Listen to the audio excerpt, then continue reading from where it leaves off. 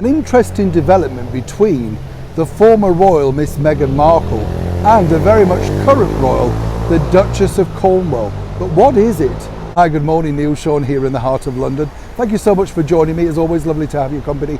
And yes, it's getting a bit wintry looking now, isn't it? All a bit grim.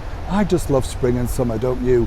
Let me know which season you enjoy the best, because I think it changes your mood, you know, it definitely puts you in a better mood. Of course, I enjoy myself talking to you as much as I hope you enjoy me talking to you also. But back as ever to your breaking royal story of the day.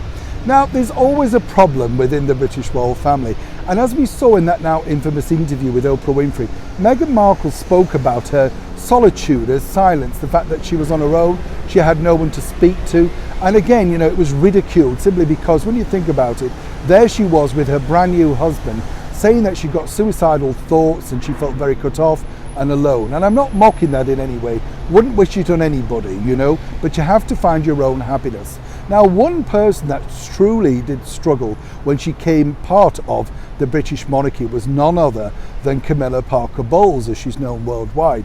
I've met Camilla on numerous occasions. Huge fan of Strictly Come Dancing, by the way. I think she'd secretly love to have a go, but too shy, you know what I mean? Brilliant dancer though, let me tell you.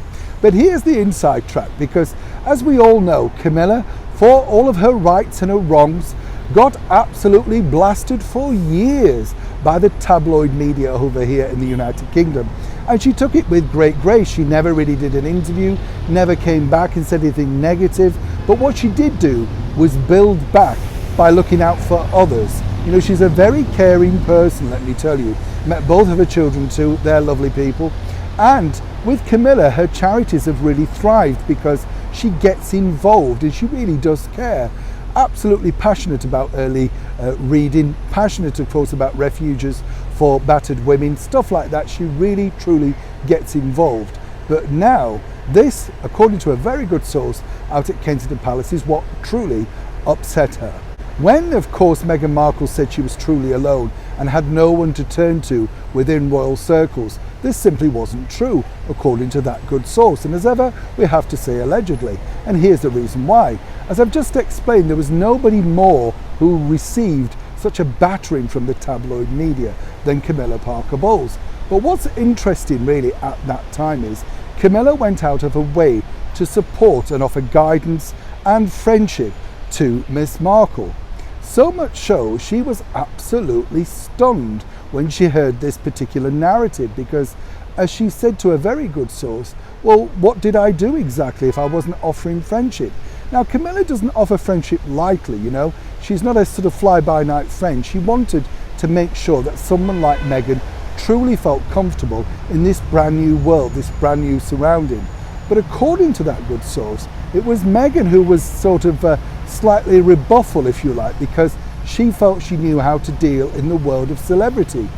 But as Camilla pointed out, this is not celebrity, this is the British monarchy. So you can imagine the problems, if you think about it, that both Meghan and Camilla really ensued together. So consequently, of course, now, and I always think this is where it gets interesting, Camilla is very upset with Harry and Meghan for the stress that they've inflicted on her husband, His Royal Highness Prince Charles, and rightly so when you think about it. Now, of course, for Meghan moving forward, it's going to be interesting how she's dissected in those forthcoming unauthorized biographies. And I'm not adding to this by simply bringing you this story. I wanted to let you know exactly what I find out from very good sources. As we often say here on the show, it's strange, isn't it, that Oprah Winfrey never ever contradicted anything that Meghan or Harry actually put forward as fact. And as what we're finding out now, months down the line, is actually the truth. And when you think about it, it was Meghan herself that seriously did not want to become part of the British monarchy. But as ever, someone else got the blame. Neil Sean in the heart of London.